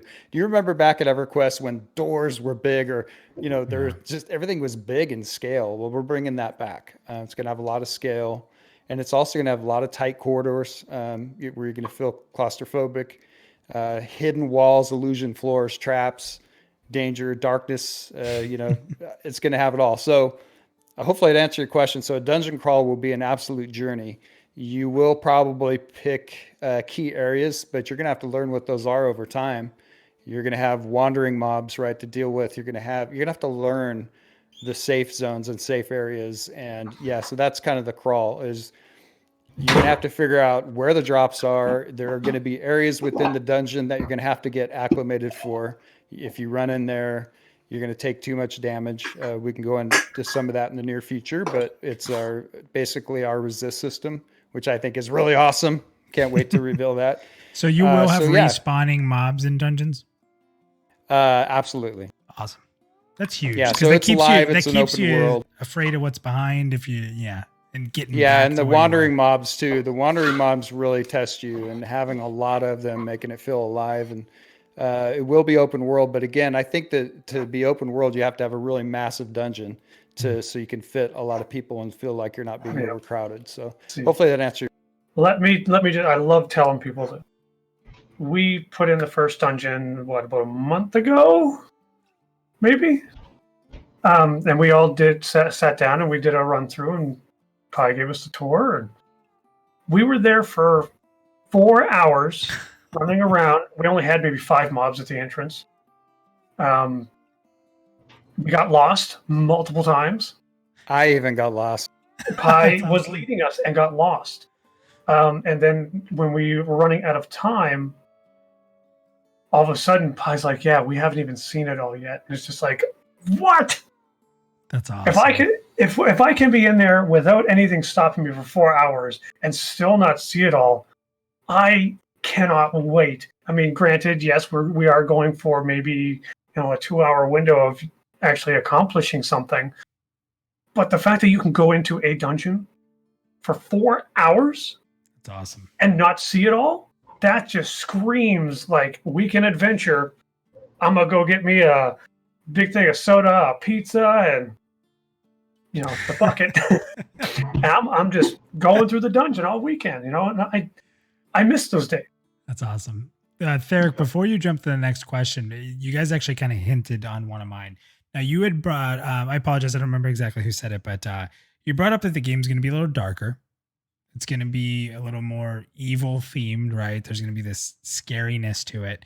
Now, I apologize if what I say here is the music for this dungeon. You guys put a video out and you had music for it. Is that music you created in-house or leased, or is that the music you think will be in the dungeon when it comes out? When you're in the noxious swamp, which you're looking at right now, fighting the mushroom dude, that music, Brian found. I really hope it makes it and keeps it into that noxious swamp area. I think it's. I have to comment. Yeah, I love that track, but that was not our composed track. That was an asset. But I do love it. So that one may find its way in the final version. But you think that that's the style you're looking for? Would you say that for a lot of the areas? Yeah. Oh yeah, yep. So I'll tell you guys, one of my favorite games of all time is Silent Hill 2.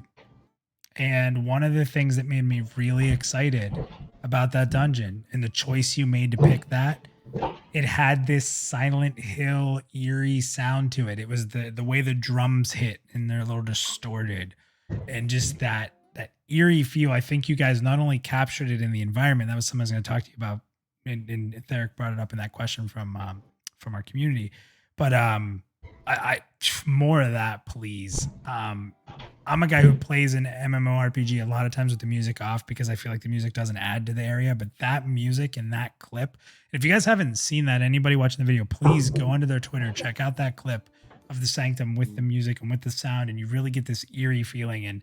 And by job well done. I mean, that little section that I got to see, it was awesome. I can't wait to see more of it. Well, you all want to get terrified. Wait till you start seeing our graveyard in full action. That's awesome. We got a lot to adjust on the lighting just yet, but that is one scary place. That's awesome. All I got to say.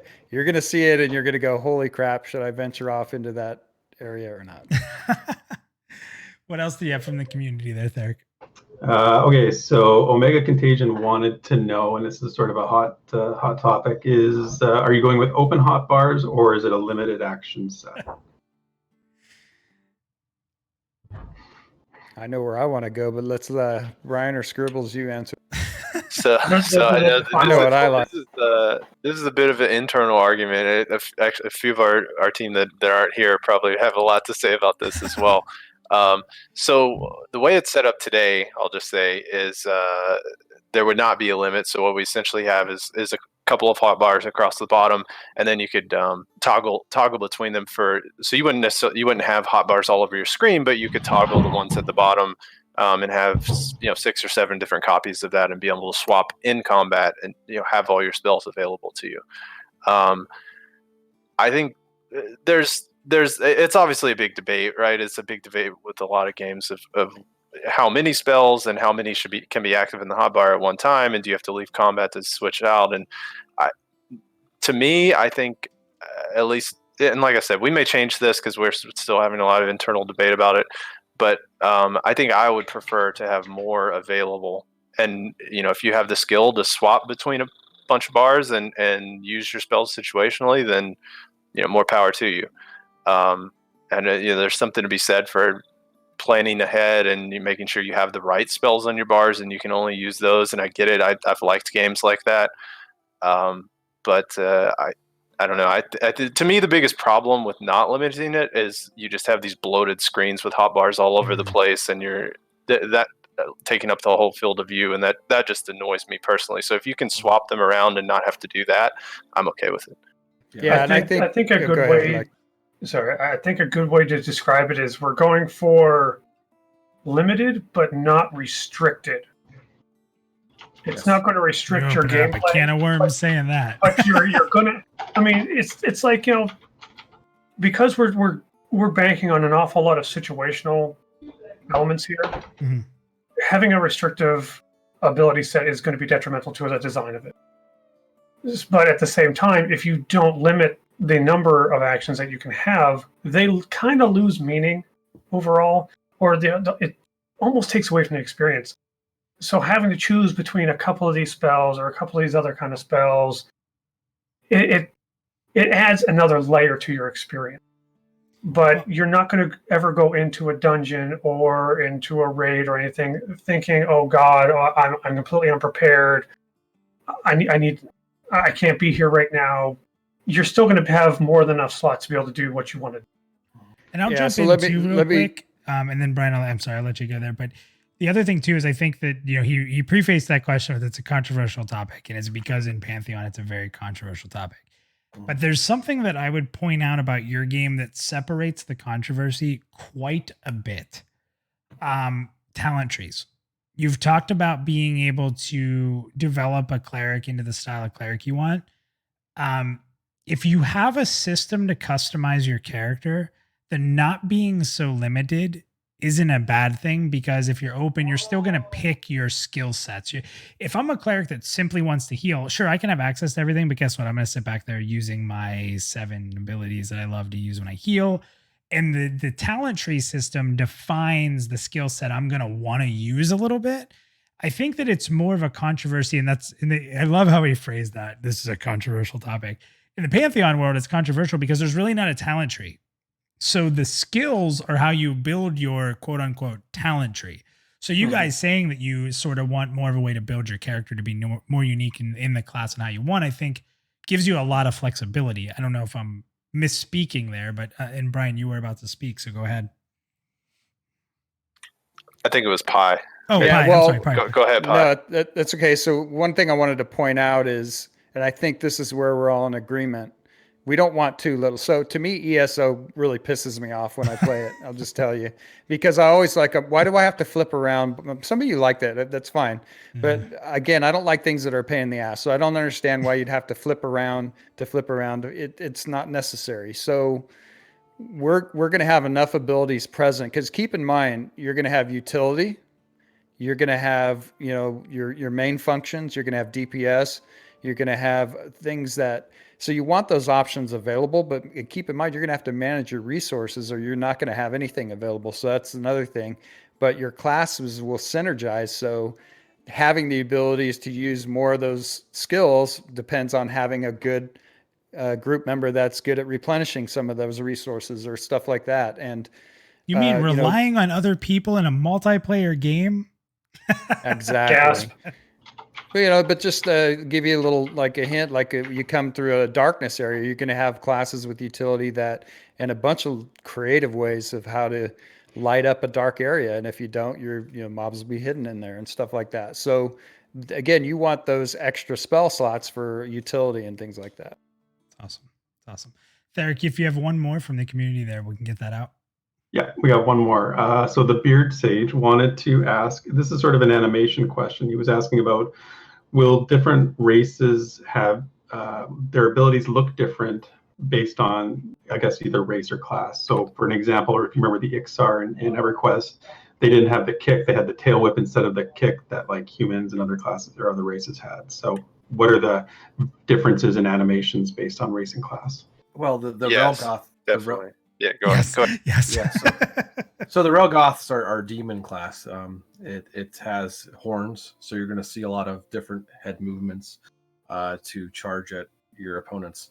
So it depends on what they have. So yeah, we're going to rely on those attributes to go along with the animations that we have. I'm just going to go on record and say the Relgoth race really needs a headbutt. Theric, thank you so much. This is part of being an alpha too, is you like that's a question because you can't really see that now. We have a lot of shared animations between our models at the moment. But you're going to see a big variation in those going forward. Not even just from classes and races. Like today, if you see a cleric running forward holding a mallet and a shield, and a Shadow Knight running forward with a 2-hand sword, they have the same animation. Well, pretty shortly, that's going to look a lot different as well, right? You're not going to run the same with a shield and hammer as you would with a sword. So there's going to be a lot more variations than what you're seeing on the video right now. That's awesome. Yeah, I think that, and I'd say this for any game, The systems have to work first, and then you put the animations in, because you don't want to build an animation for a system that doesn't work, because that's a waste of time. So I think that, right. It's kind of the same thing. Like Pantheon had a hard time with its fans, or some fans, because a lot of people didn't understand that you don't build with production assets from the get-go. You need to put placeholders in, because you need to make sure things are happening the right way. And then when they're there, you can fine-tune them, you can manipulate them for other uses, and then you start polishing your assets, because you know it's done. Polish it all up, put it on the shelf, it's ready to go. Awesome. Theric, thank you for bringing in questions from the chat. And chat, thank you guys for bringing in some questions there. Thank you, Drac and Zoo, for jumping in as well. I'm going to drop you out, Theric. Thank you. Thanks. Thank you, guys. So if you guys don't mind, I have kind of one last question for you guys. And the time went really quick here. There's probably a million more things we could talk about, being a bunch of gaming fans and nerds like me that could just talk all night and with a beer. I often say that there's a lot of different content creators out there. You have people who are really good at facts. You have people that make puppet videos. Love you, Nathan.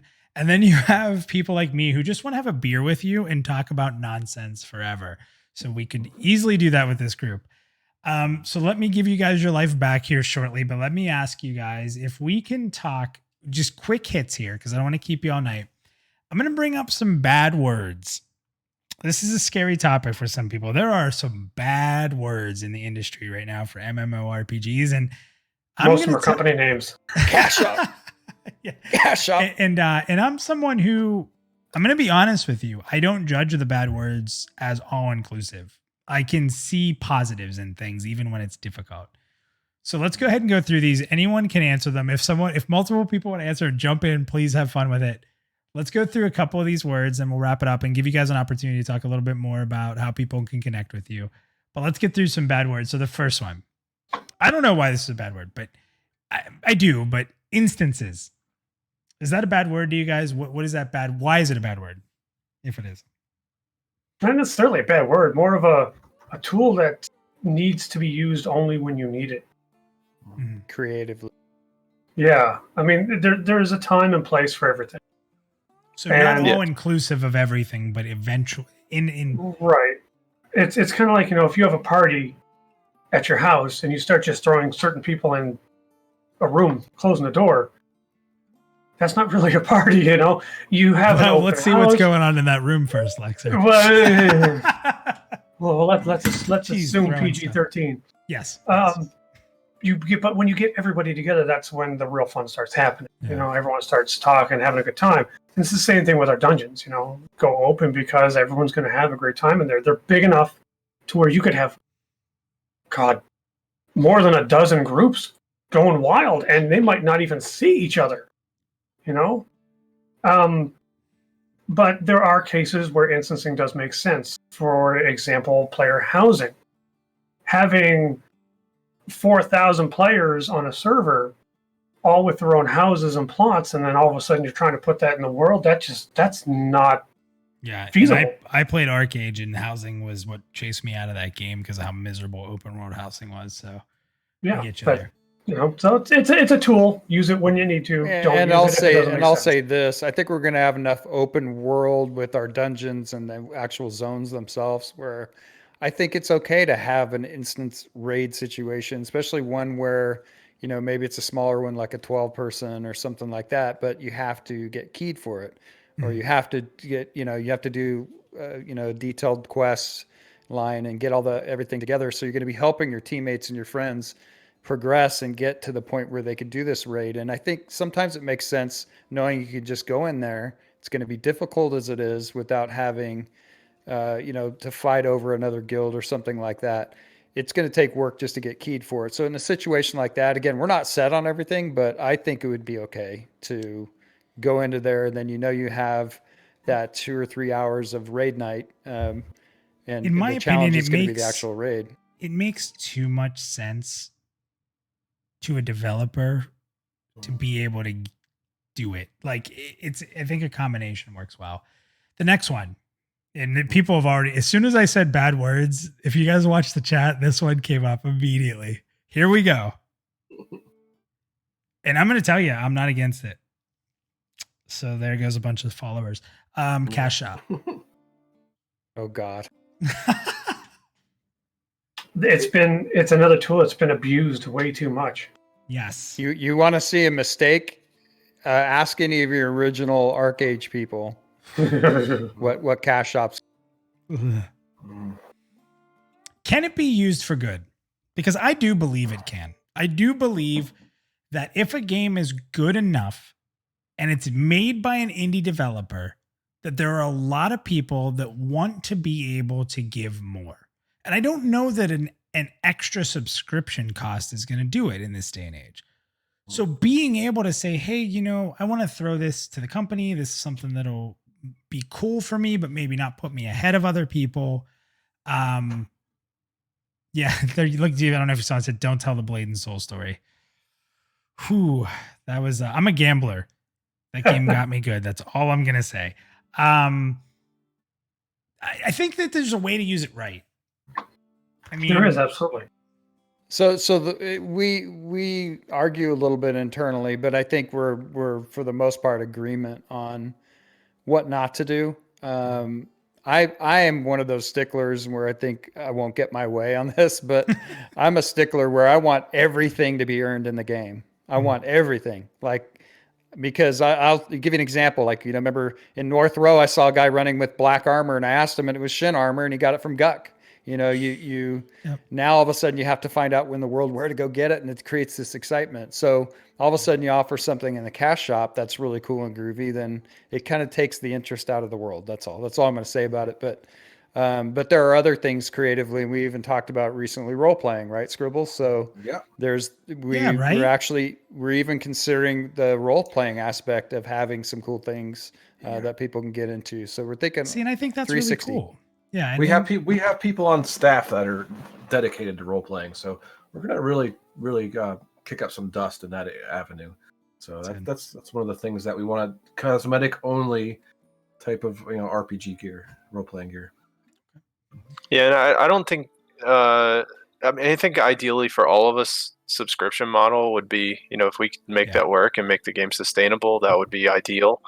I think we would probably all say we prefer no cash shop, but at the same time, we have to sustain the game. And if we think the best way to do that, the way we can get the most players and have the game achieve its best success is through some form of selling cosmetic gear or enabling the role players or some other things like that, then that's what we'll go with. Obviously it won't be pay to win. And we'll try to keep it as limited as possible, but in that way, I don't. Yeah, I think it has unfortunately kind of become a necessary evil in today's gaming. Yeah, and I think that's the problem, is that the word cash shop is too much tied to pay to win, and there's a difference. There's games that have cash shops that are fine, and it's not a problem, and you still enjoy the game. And then there's games where if you don't, Blade and Soul, if you don't pay into the cash shop and give your yearly bonus check into a one event, drop it immediately. Oh, bad memories. Okay, let's move on. A couple more words here, guys. We're a little past time. I hope you're okay with that. Couple totally more words. Modern. It's really weird when you say modern. People get really mad. Why is modern a bad word? That's what our website says. We're a modern MMORPG. So we're definitely okay with that word. Yeah. It's funny though, right? Like, I think it's just because of the bad track record that has been the last 10 years in MMOs. I was like, a new modern experience for the modern era, and you play it and you're like, yeah, that was good for about 6 months. It's kind of like old thinking with modern technology. It's more of the modern technical side that we can bring. So like a prettier EverQuest, so to speak. I'm not saying we're EverQuest, but definitely not the cash shop model or that kind of modern. Definitely not. I constantly think of you. I hope, because if not, I'm going to be upset with you guys. I hope you've all seen Back to the Future. And in Back to the Future, he has the chalkboard where he draws the timeline, right? And this is the timeline, but if you take it here and you draw it down this way, this is the new timeline. Well, there's that point where you can still modernize what a core MMORPG used to be, right? Like, you can say, here's where EverQuest was, and it was on this line, and then WoW came off, and that was an okay line, but then on that line, like, these Crazy Games came out, right?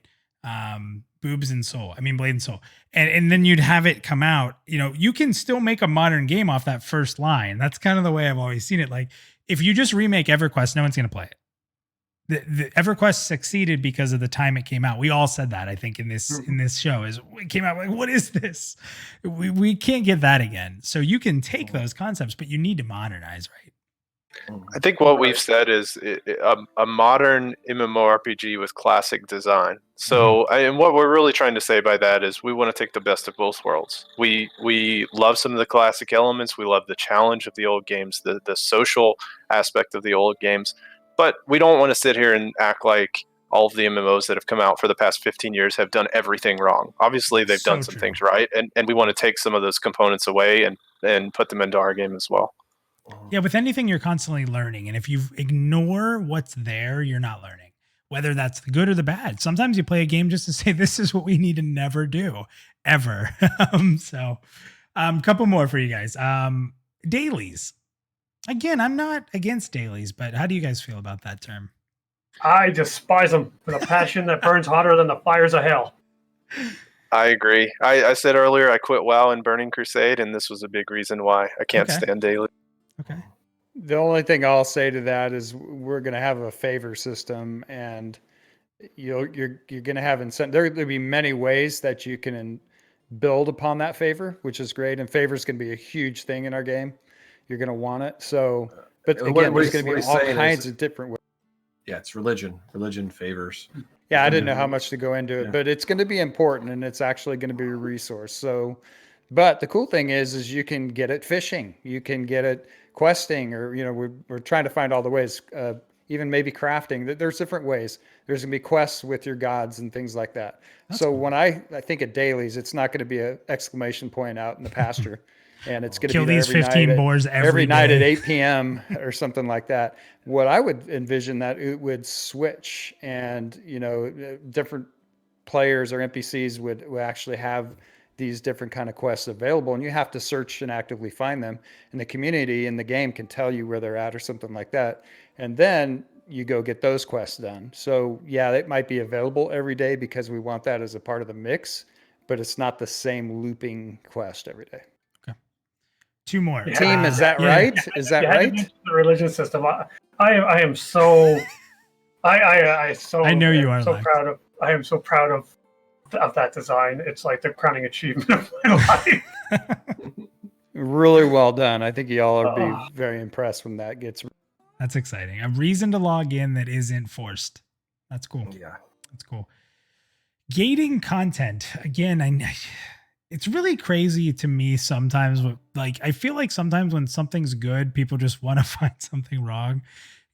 The term of gating content is very interesting to me because I don't think the term stands on its own at all without substance, but the term really does scare people. Where people think that if an expansion comes out, you should be able to go do whatever you want from day one. And you shouldn't be stopped by a release of an expansion or you know what, honestly, story. And I think that sometimes story is a great reason that you can't go kill the Lich King because he's not at that point in the story yet. The world hasn't evolved. So maybe I'm defending this topic a bit too much, but we talked earlier about how do you build a game without taking too much community feedback. It's the whole protect us from ourselves mentality that I think is super important in games. Please protect the gamer from themselves because they don't know better. They're going to play through it as fast as they can. So how do you guys feel about that? It's one of those things where if it makes sense, it should be done. Like, say, if there's a hidden city that, and because of lore, it collapsed into the earth. Well, just knowing where it is and being able to go in there doesn't make a whole lot of sense. Maybe an event has to happen, or that you have to do something for the story to make sense that why you can go in here. Yeah.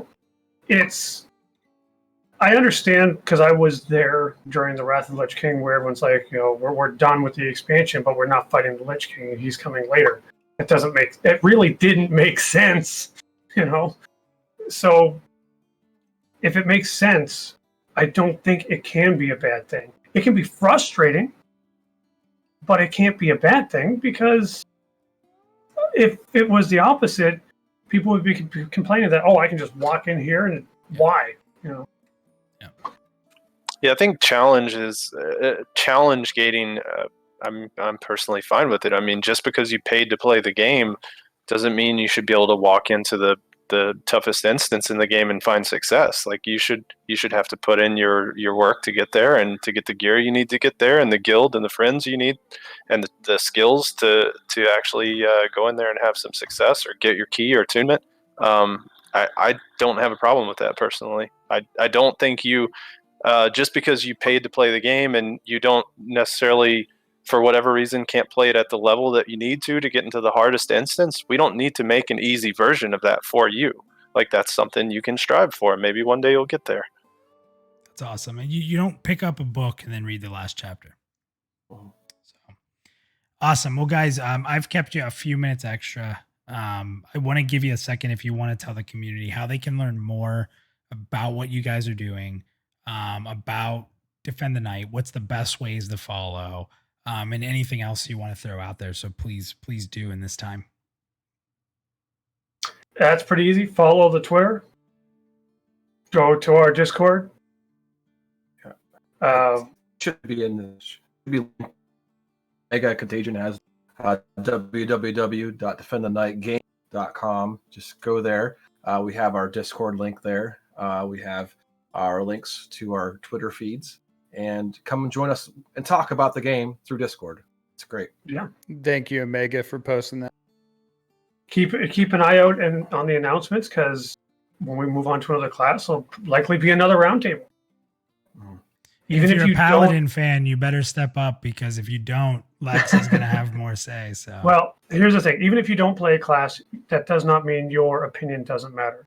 We want these classes to be appealing to people who don't usually play them.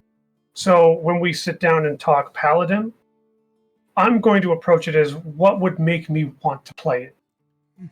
If it can make me play it, it can make anybody play it.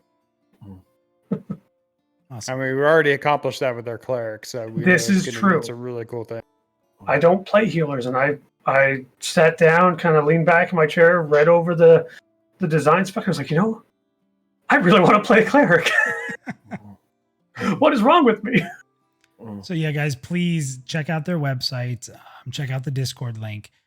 Check out Twitter. As they've said, at this point, they're just looking to develop the game, get feedback, show what they're working on, extreme transparency, crazy huge dungeons, which that's got me super excited. I mean, I'm telling you, when I watched the video of the dungeon and I heard that music, I'm like, I want to be in there. I want to be in there. Oh my God, you're only seeing a fraction of it. And I just want to say it is not polished, y'all. There's a few areas that are looking good, but it's not anything like the final product will be. And you're only seeing I don't even think it's safe to say that they've seen double-digit percentages of it yet.